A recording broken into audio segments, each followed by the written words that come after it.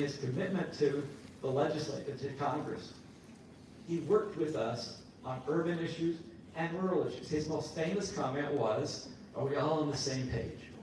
Now, like, you cannot determine what a representative will do or will be like, but you can have some kind of penchant to try and shift the burden by creating a district that will require all of the members of Congress to work together. And I'm sorry, what the judge presented, the worst part is destruction of what is Utah's best interest by not sending a united delegation to Washington to represent the urban parts of the state and the rural parts of the state. And that is the biggest problem in having a judge putting her death in exchange for what is written in the Utah State Constitution. Can I say one last thing here?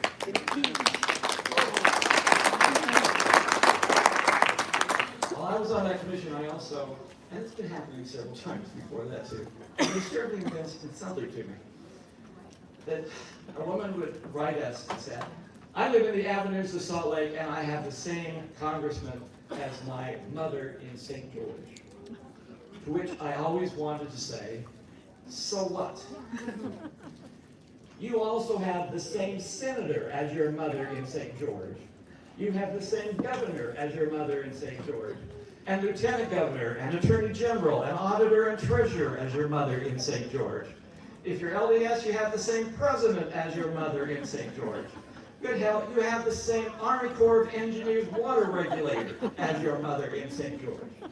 Why is only Congress, why am I the only one that can't possibly represent an urban and a rural issue at the same time? And I really think that that is the problem, and I think that the lawsuit, which only talked about congressional redistricting and didn't do anything about the state legislative redistricting or the school board redistricting, had a subtle effort that actually, there was a political purpose to that, and it has shown. And the legislature has to make some kind of change to it. I think there's a logical answer to it. I'm encouraging them to do it. It's not going to be easy. You all have to be engaged in it. But I'm sorry, that the process that Prop 4 had was a flawed process. And if that map that the judge made is put into effect, it's going to harm us in Washington. I was there. I know it. It's true.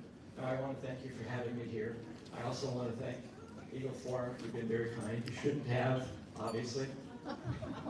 As you can tell from the reaction, you shouldn't have at the same time. What are you but running I do appreciate for? you. I appreciate Eagle Forum.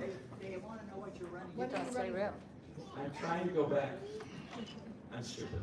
I want to go back to the State House.